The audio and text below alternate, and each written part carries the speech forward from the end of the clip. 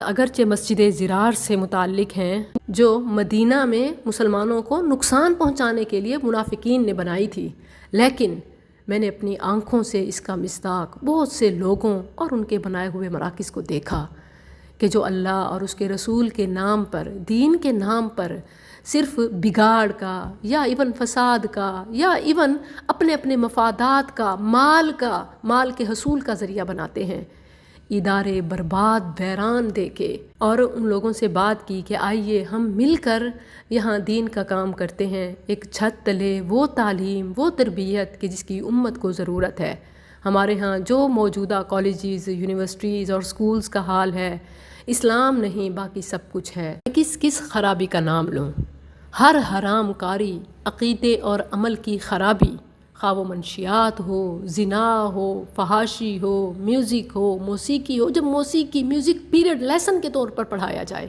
اور پھر بچیوں کا اکٹھے ٹھمکا ناچ گانا ہو، ڈانس ہو، سب آپ کے سامنے ہے۔ اسکول بھیجیں تو دنیا بھی جاتی ہے اور اس سے پہلے آخرت چلی جاتی ہے، اور مدرسے کا حال بھی آپ کے سامنے ہے، الا ماشاء اللہ۔ لیکن انفارچونیٹلی مفاد پرست طبقوں نے اس بات سے انکار کر دیا۔ میرے اس شہر ملتان اور اس کے قریبی علاقوں، شہروں دیہاتوں میں کنالوں پر، ایکڑز پر محیط وہ انسٹیٹیوٹ جو عالمی لیول کے بنائے گئے، بڑے دعوے کیے گئے، لوگوں کا تعاون، صدقات، عطیات، خیرات لے کر ادارے بھی بنائے گئے، مگر اب وہ چلانے میں ناکام ہو چکے ہیں۔ واللہ اب ان اداروں میں اینٹی اسلام ایجنڈا نافذ کیا جاتا ہے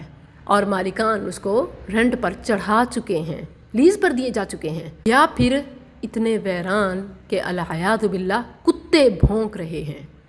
استغفر اللہ، یہ سب خوشی سے نہیں کہہ رہی، اس سب میں تنہا بغیر سورسز کے، ساتھ کے، ہر چیز کے، صرف اللہ کا نام لے کر ایک خواب دیکھا کہ ایک ایسا انسٹیٹیوٹ ہونا چاہیے کہ جہاں دین دنیا کے سارے علوم